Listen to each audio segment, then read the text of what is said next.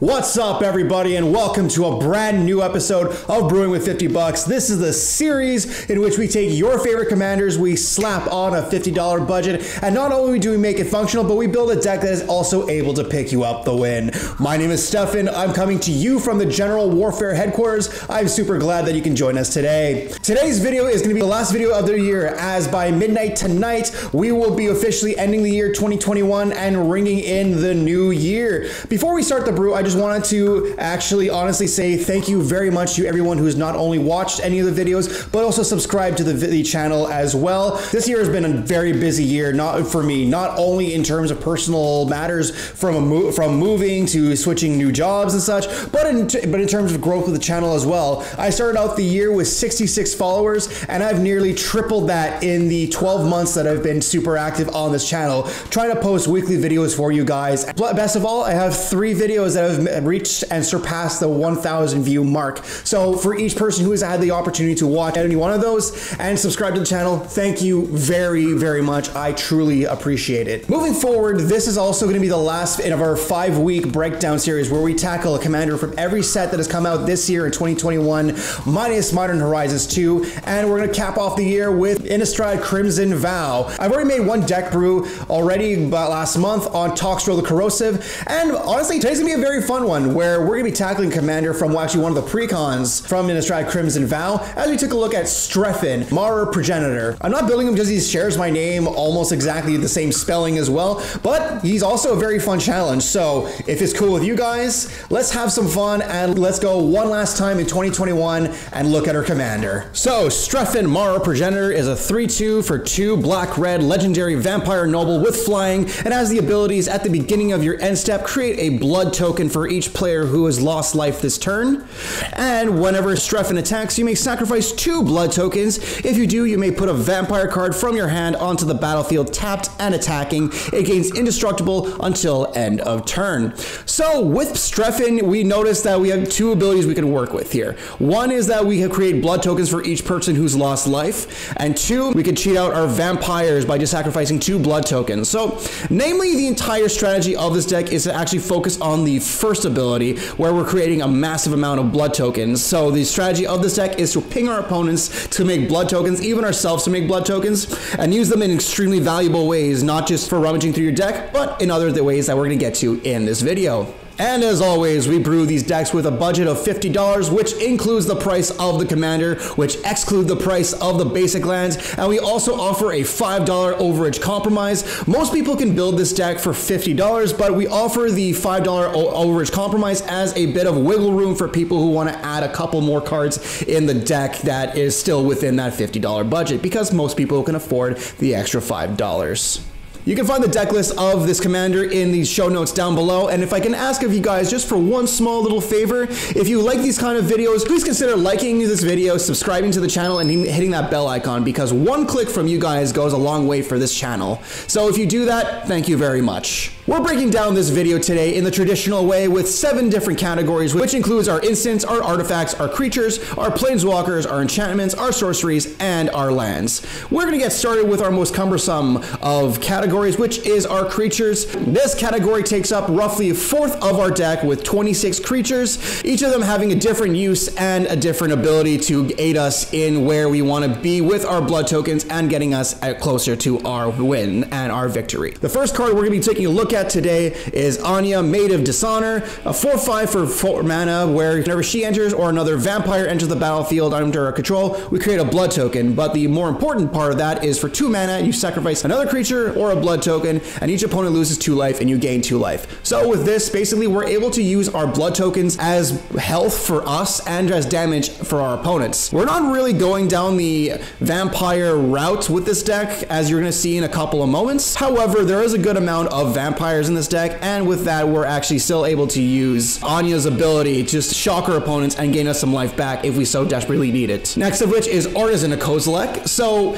basically this is a mixture of of Strefan, and we're also adding a little bit of Rakdos, Lord of Riots in this deck. Mainly the reason why is because we need a lot of bombs in this deck, and with Artisan of Code Select, whenever cast Artisan, you basically get to return a creature from your graveyard to the battlefield. The more important part of that is the Annihilator tube. So whenever this creature attacks, defending player sacrifices 2 permanents. Having a 10-9 bomb on your side of the field is very scary for your opponents. Next of which is Bane of Balaged, a 7-mana 7/5. When it attacks, defending player exiles 2 permanents he or she controls. It's kind of like Annihilator, except it's exile instead of sacrifice, and it's the defending player who actually chooses what permanents they're sacrificing. That being said, a 7/5 is really strong and is going to be netting you a lot of damage along the way, or you can just use it as a gigantic blocker as well. Burnished Heart is next, and with this is going to help us with our ramp, since black and red don't really ramp too much other than a couple of cards in black and a couple of cards in red as well. But realistically, Burnished Heart is probably the best way to go in this deck, since you're sacrificing a creature to get 2 basic lands onto the battlefield. Combustible Gearhulk is next. With this, we're having our opponents either give us 3 cards, or we mill the top 3 and they take damage based on how big the mana value of all 3 of those cards is. That being said, also a 6/6 with First Strike is really good. The main enter the battlefield ability is what we want to get off, and ultimately having us either draw 3 cards or our opponents taking a lot of damage is never a bad thing. Desolation Twin is next,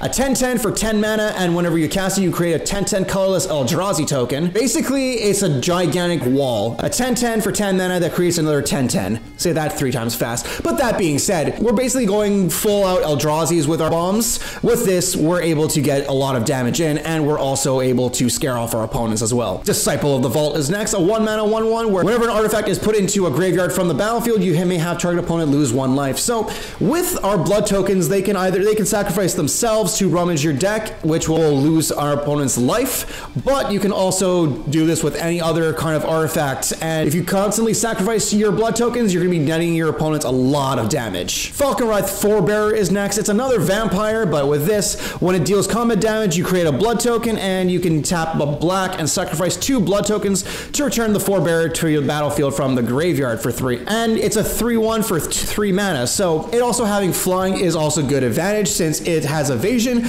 but with this, it deals combat damage to create you a blood token. You can sacrifice 2 of them to bring it back onto the battlefield. It's a pretty solid card, and it's pretty much not going away unless it's getting exiled. Gadrak, the Crown Scourge is next. Basically, the reason I'm adding this in is basically the fact that we're going to have so many blood tokens on the field that Gadrak is going to be able to attack almost immediately the minute he gets into the field. He doesn't have haste himself, but at the end step, for every non-token creature that died this turn, you create a treasure token. I'd very much say this is a really good value, having a 5/4 for 3 mana that you can cast, and each non-token creature dying nets you an extra treasure token. I'd say that's a pretty good win-win on that one. Gluttonous Guest is next, and when it enters the battlefield, you create a blood token, and when you sacrifice one, you gain a life. So, a 1/4 for 3 mana as well. It nets you a blood token on the enter to the battlefield, but you can also sacrifice a blood token to get you a little bit more life, especially as almost a copy and paste from Anya, except you just sacrifice it to gain a life. You're not really picking your opponents. You're still netting some life when you desperately need it. Goblin Fireslinger is next. This is one of our few pingers in the deck, where you can just tap it to deal 1 damage to target player, and with this, you can use it and then cast Strefan to get a blood token the turn that he's able to come out. Lobber Crew is next, and with this, it's some copy paste for Goblin Fireslinger, except for 2 mana more. It's a 0/4, and it deals 1 damage to each opponent. And whenever you cast a multicolored spell, you untap Lobber Crew. Marionette Master is next, and with this, it has Fabricate 3, where when it comes into play, you could put 3 +1/+1 counters on it, or create 3 colorless servo artifact tokens. The most important part of this is whenever an artifact you control is put into the graveyard from the battlefield, target opponent loses life equal to Marionette Master's power. So having the Fabricate giving the Master 3 +1/+1 counters is probably in your best interest at this point. Having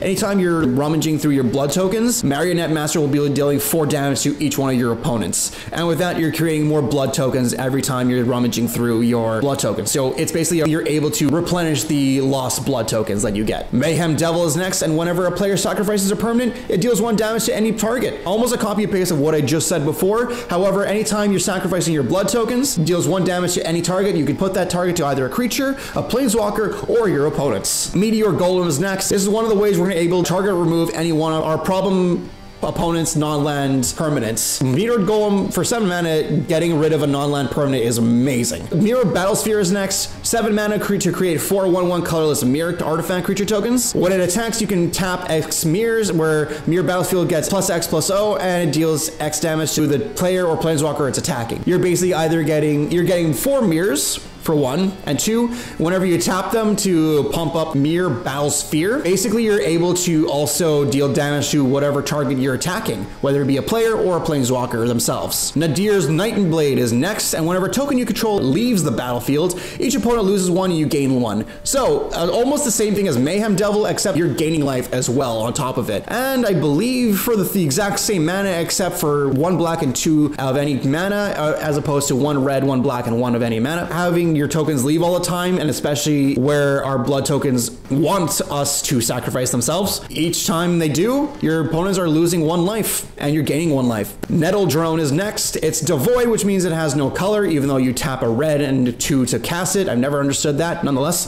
it's one of our other pingers too, where it deals 1 damage to each opponent, and when you cast a colorless spell, untap it. Same thing almost as how Lobber Crew was worded, except it's colorless, so any one of our artifacts or any one of our Eldrazi's will be able to untap the Nettle Drone. Reckless Fireweaver is next. Whenever an artifact enters the battlefield under your control, it deals 1 damage to each opponent. So this is the complete opposite of what I was explaining about with Nadir's Nightblade, went with Mayhem Devil. Basically, whenever you're creating the blood tokens, they deal damage to each opponent based on how many are coming in. So let's just say you hit all 3 of your opponents. It's a 4-player game, you're hitting 3 opponents, you're making 3 blood tokens, and Weaver will deal 3 damage to each of your opponents. Sandstone Oracle is next. It enters the battlefield, you get to choose an opponent, and if they have more cards than you, draw equal to the difference. So this is the way you're able to replenish some cards in your hand, and obviously having a 4/4 flyer on your side is also really good. Shepherd of Ra is next, and with this is another pinger, but it's each opponent loses 1 life for each zombie on the battlefield. So effectively it's each player, so this includes yourself too. And even Strefan acknowledges your life loss too, so you can also ping yourself and get an extra blood token on your side of the field as well. Solemn Sticking Lacrim is next, a good obvious staple to add in any deck that needs more ramp. You search your library for a basic card, when it dies you draw a card. Simple as that. Steel Hellkite is next. This is another awesome bomb that we add in this deck. Basically the reason why we're adding this is for the second ability. X, you destroy each non-land permanent with mana value X whose controller was dealt combat damage by Steel Hellkite this turn. You can only activate it once, but basically you can just pay for whatever mana you need, even if it's 0 to wipe away tokens, and you're obviously just going to be wiping your opponent's side of the field. Tectonic Giant is next, and whenever it attacks or becomes the target of a spell or opponent, it deals 3 damage to each opponent, or you exile the top 2 cards to your library and you choose one of them. Until the end of your turn you can play the card, but ultimately Tectonic Giant is another way for us to deal damage to our opponents. Thermo Alchemist is next, another defender that deals 1 damage to each opponent, but whenever you cast an instant or sorcery, untap Thermo Alchemist. It's a copy and paste of Lobber Crew. And lastly, Ulamog's Crusher, another big Eldrazi with Annihilator, but this is an 8/8 for 8, Annihilator 2, and it attacks each combat if able. Very big and very scary. Let's move over to our artifacts now. We're running 17 artifacts, which is more than what we were running in our last deck brew. Our artifacts are really strong in this deck, especially with the amount of value you can add and the amount of value you can use with our blood tokens that we're making each turn. First of which is Arcane Signet. This is just an easy add-in to our deck since it makes a mana of any color to our commander's color identity. It's a really good rock and it's becoming a staple in every EDH deck. Bag of Devouring is next. This is an interesting one I found when I was researching this deck. The more important one is the second ability where you sacrifice another artifact or creature to draw a card. We just sacrifice a blood token or a creature to draw a card. Really simple stuff, and you can't really go wrong with some extra card draw. Clock of Omens is next, where you can tap 2 untapped artifacts and untap a target artifact. So each one of our artifacts are able to untap based on however many blood tokens that we pay into it. So we can do it multiple times depending on how many blood tokens we have available to us. Commander Sphere is next. It is one of the simplest cards I add in these decks. For 3 mana, you tap it to add 1 mana of any color in your commander's color identity, and you sacrifice it to draw a card. Cranial Plating is next, and this is a very very good one, especially for making a lot of tokens, where the equipped creature gets +1/+0 for each artifact you control. Black to attach the cranial plating to target creature you control and equip 1. The black activation to equip is actually could be added at instant speed, where you can get a boost to any one of your creatures. Even if you're attacking with Strefan and you're not attaching to it, pay black, attach the cranial plating, and you're going to be so much closer to Commander killing one of your opponents. Cryptolith Fragment is next. It enters the battlefield tapped, but importantly, tap it to add 1 mana of color of your mana pool, and each player loses 1 life. So this is going to trigger Strefan at the end step, where each player will lose life and you'll get the appropriate amount of blood tokens. And if each opponent is at 10 or less life, you transform the Cryptolith Fragment into Aurora of Emrakul. I don't like this side of it because it doesn't give you that life loss. Really, it becomes a 1/4 Eldrazi Reflection with Flying and Death Touch, and when it attacks, each opponent loses 3 life. I personally don't like this version. I like the Cryptolith Fragment a lot better because it's slow incremental damage, and basically you're getting more blood tokens and more interaction with it, I should say. Glasscase Heart is next. This actually came with the precon with Strefan, and whenever 1 or more vampires you control attacks, you create a blood token. Tap a black, you tap it, and pay 1 life to create a 1/1/1 black vampire creature token with lifelink. And 2 black, tap and sacrifice the Glasscase Heart, and 13 blood tokens. Each opponent loses 13 life and you gain 13 life. Basically, you just create a crap ton of tokens, you drop the Glasscase Heart, and then if you're able to use this last ability to drain your opponents of 13 damage and gain the 13 life, you're probably going to be in a much better position than any one of your opponents. Idol of Oblivion is next, and with this, you get to draw a card only when you create a token this turn, which in our deck is stupidly easy. And for 8, tap in and sacrifice the idol to create a 10/10 colorless Eldrazi creature token. You either draw cards making treasures or blood tokens, or you're making a giant Eldrazi token. Inspiring Statuary is next. This is one of our more expensive cards that we added in this deck, but with this, non-artifact spells you have Improvise. Your artifact can help cast non-artifact spells, but each artifact you tap after you're done activating mana ability pays for 1 of it. Effectively, your blood tokens can help you cast non-artifact spells, be it Anya, be it any one of your giant Eldrazi's that you can make. It's one of the best ways that we use our blood tokens, adding them for mana. Nettle Cyst is next. This is actually a new card from Modern Horizons 2 with Living Weapon, where it comes into play with a 0/0 black Phyrexian Germ token attached to it. But the equipped creature gets +1/+1 for each artifact and or enchantment you control with equip 2. So each one of our blood tokens that we're making will boost up the Nettle Cyst, and whenever we give it to one of our creatures, namely Strefan, he'll be getting a boost for each blood token he makes every turn. Rakdos Signet is next. It's a common signet. You pay 1 to tap it to add 2 mana, 1 black and 1 red. Replicating Ring is next. This is also a new card, but from Kaldheim, the very first set we went over, and the very first set that came out this year. You add 1 mana of any color. At the beginning of your upkeep, you put a night counter on the Replicating Ring, and then if it has 8 or more night counters on it, you remove all of them, and then you create 8 colorless snow artifacts, tokens that have mana of any colors. Effectively, you're going to be making more tokens with this, and with those tokens, you're actually netting 8 more mana on your side of the field. Once the night counters have been removed, the next turn they start back up on the Replicating Ring. Sol Ring's next. I'm not going to be saying too much about it. It's a staple in almost every single Commander deck that is not CDH. Tap it to add 2 colorless mana for 1 mana. Spine of Isha is next. Enters the battlefield, you destroy target permanent. When it is put into the graveyard from the battlefield, you return the spine to its owner's hand. So comes in to blow up a permanent, and then you can sacrifice it to put it back into your hand and then get value off it. Star Compass is next. It enters the battlefield tapped for 2 mana, unfortunately, but you can add it to add 1 mana of any color of a basic lands you could produce, either black or red, your commander's color identity. Trading Post is next, and this is one of the ways we're also able to interact with our tokens. Whenever we sacrifice an artifact, we draw a card, sacrifice a creature, you return target artifact from your graveyard to your hand, discard a card, gain 4 life, pay 1 life, create a 0/1 white goat creature token. We're mostly going to be using this for the last one, where you get to sacrifice an artifact to draw a card, so each one of our blood tokens will net us some card draw as well. And lastly, Whispersilk Cloak. Basically, the only way we're able to give Strefan protection. The only thing is, it has Shroud, so that means once we attach the Whispersilk Cloak, we can't equip anything else or target Strefan from from that point forward.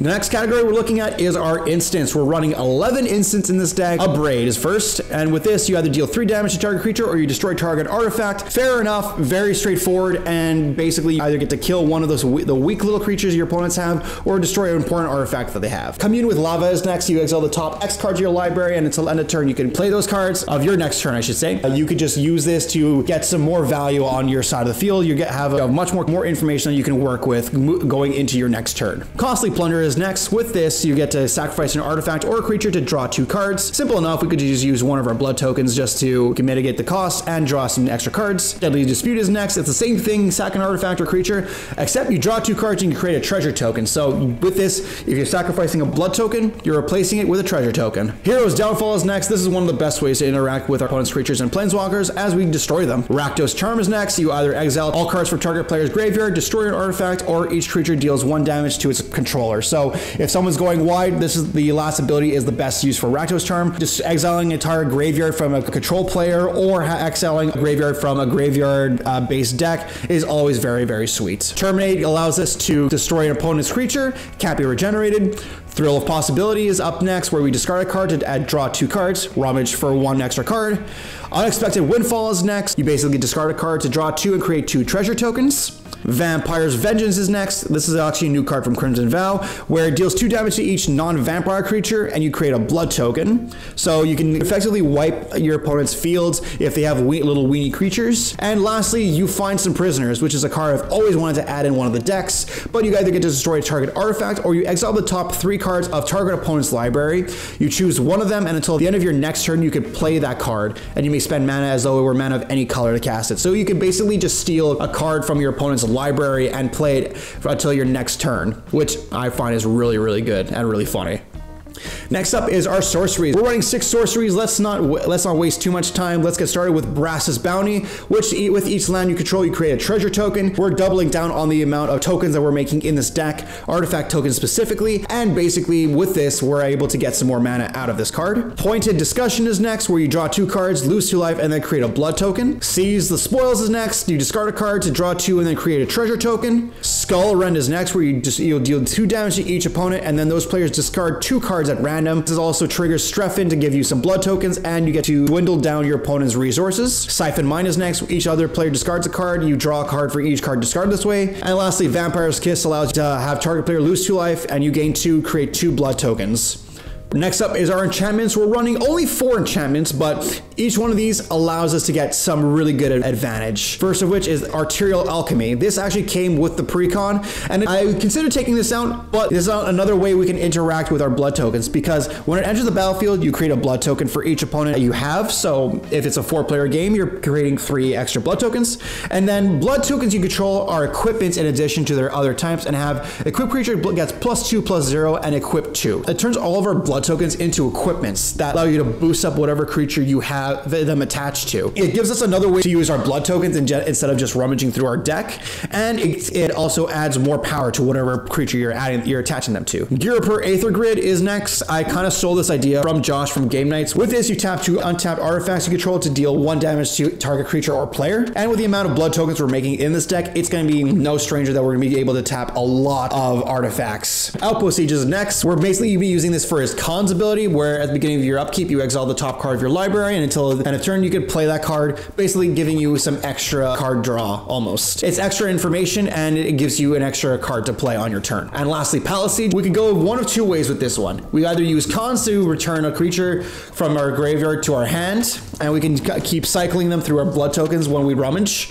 or we just use them for dragons, and then each opponent loses 2 life and you gain 2 life. Both options are really good, valid in this deck. I just figured, you know what, I would add this in because it's extra value. Our penultimate category is our Planeswalkers. We're actually running 2 Planeswalkers in this deck, so let's get started with Daretti Scrap Savant. The reason I'm adding this is because Daretti Scrap Savant is actually a artifact-based commander, and I figured this was a really good way to not only rummage, but is also really good to interact with our blood tokens as well. His +2 allows you to discard up to 2 cards and then draw that many cards. His -2 allows you to sacrifice an artifact and return target artifact from your graveyard to the battlefield, and his ultimate is basically getting an emblem where an artifact is put into your graveyard from the battlefield. You return the card to the battlefield at the beginning of the next end step. Well, the last one doesn't really affect us since we're sacrificing tokens, but sacrificing a blood token to get back one of our big and one of our useful artifacts is always really good. And the second one is Obnixilis Reignited. His +1 is you draw a card and lose 1 life, -3 destroy target creature, and -8 target opponent gets an emblem with whenever a player draws a card, you lose 2 life. So you can punish our opponents for everybody drawing cards, and we can also deal with our opponent's creatures too. Our last category is our lands, the fuel to our engine. I made this land base very simple. We're only running 32 lands, which seems little, but in this deck, it's a perfect amount since our curve is quite low. We're running 19 mountains and 13 swamps. That's really it. And yes, it's not a lot, but that's really how many lands we're running in this deck. And so that's how you build me. There's no really fun jokes, it's just you're building me, that's it. And with our deck budget of $50, which includes the price of the commander and excludes the price of the basic lands, we come up to a total of this week's video to $49.50, which makes it actually under our initial budget of $50. So we don't even need that overage we don't even need the overage compromise to help us out on this, since you can build this deck for roughly $50. And what a way to end off the year where you have a deck that you can actually build for under $50. So let's not waste any more time and let's get into our pros and cons and some out of budget recommendations. All right, so let's go look at some pros and cons of the deck. Let's look at the pros first. First of which, you make so many blood tokens with this deck. It's easy enough since we have so many pingers and so many direct damage ways, and even we have enough ways to deal ourselves damage that we're making so many blood tokens that are able to interact with them in multiple ways. We also have some pretty good bombs in the forms of Gadrick. We have also in the forms of all of our Eldrazi's. We have multiple ways of just throwing down big creatures and getting them to swing end for the win. And we can also play this deck in a different way than intended. So mostly I feel like how this deck was initially printed was to use them to put vampires on the field. Yet I figured we'd take advantage of the blood tokens coming into play, and I think we did a pretty solid job. If you think so, let me know in the comments down below, but I pretty much think we did a good job trying to bend this card in a different way than intended. Some of the cons in this deck, and honestly this is going to be the most prevalent one, there's not a clear win con outside of damage. I'm just going to say that right off the bat, since like there's no infinite combo in this deck, there's no instant win, instant kill, or anything like that. It's just combat damage mainly, and like minuscule damage that compounds over time. It's a lot of damage that we're dealing to our opponents, and other than that, we don't have any like direct win cons. It's also not a really easy deck to pilot, so if you're just getting into the game and you think, oh, I'll pick up a precon and I'll do what the guy on the internet says I should do, I'd recommend not building this version of the deck. Going straight vampires with this deck would probably be a little bit better, because it requires a lot more thinking and planning out how the hell you want to execute your plans. And also the last thing is the small land base can constrict plays. Like I said, 32 lands is not a lot. And I understand that the standard should be like 35. We take away a bit of our land base to have more value to our deck. And so 32 lands, I think, is a pretty safe margin for us to have. Even though it is quite small, I do feel like it's good enough to have that at its minimum to have and not go below 32. Now let's take a look at some out-of-budget recommendations. The deck I just showed you today was built for a $50 budget, but if you wish to build this deck and you want some recommendations to add some extra cards to make it go over that budget, I'll give you 4 of them right now. The first of which is starting off with a Daretti Ingenious Iconoclast, where I think this Daretti would probably replace the old Daretti. That being said, I really do feel like the Ingenious Iconoclast on your side of the field allows you to interact with your opponent's creatures and artifacts. You're able to make tokens, and you basically make triple copies of whatever artifact is in your graveyard. The next of which is Alhambra's Archive. Anytime you're gaining life, you gain twice that much, and whenever you draw a card, except the first one, you draw 2 cards instead. So each one of your draws, apart from the first one of each turn, is going to be doubled, and your life gain is going to be doubled in this deck. Next would be Krark Clan Ironworks, and yes, I know a modern combo card in this deck is always really good, and that's why it's super expensive. That being said, we also use our blood tokens for mana with Inspiring Statuary. With this, we're able to just sacrifice our tokens and trigger them just to add 2 extra colorless mana. And lastly is Exsanguinate. This is probably the main way we'd be able to win with our deck, and having Exsanguinate being a sorcery and able to gain you extra life and deal your opponents extra damage, always a good thing. And I'd probably put this in as my first card if I was deciding to break the bank on this deck. I'll leave it off here today for you guys, but I want to thank you very much for watching the video. And if you found enjoyment from this and you actually want to support the channel in any way, just please consider liking the video, sharing amongst your friends, your peers, and your play groups. Subscribe to the channel and hit that bell icon, because one click from you guys actually goes a very far way with the channel in getting other people's eyes on this and for other people to peep this. You can also follow me on my socials. It will be in the link in the bottom left-hand side of your screen. My TikTok, my Facebook, my Instagram, and my Twitter, where I am very active on all those. So you can just send me a message there just to chat if you want to, or if you want to recommend some video ideas, you could do it through there.